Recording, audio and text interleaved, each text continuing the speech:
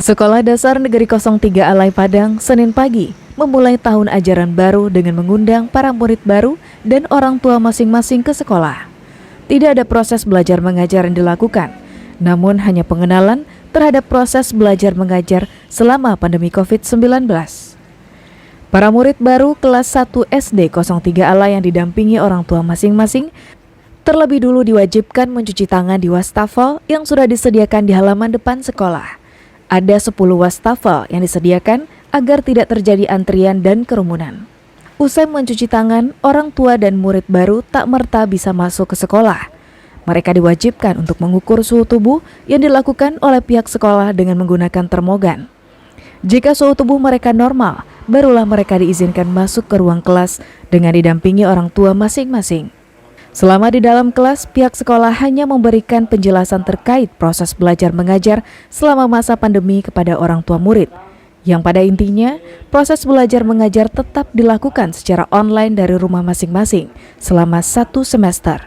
Situasi ini dapat berubah jika kondisi pandemi COVID-19 sudah mereda.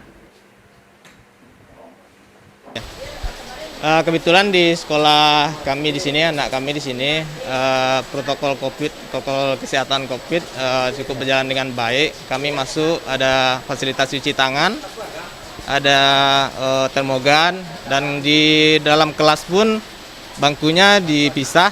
Kalau ada bangku yang sudah dipakai, tidak bisa dipakai lagi untuk anak yang lain.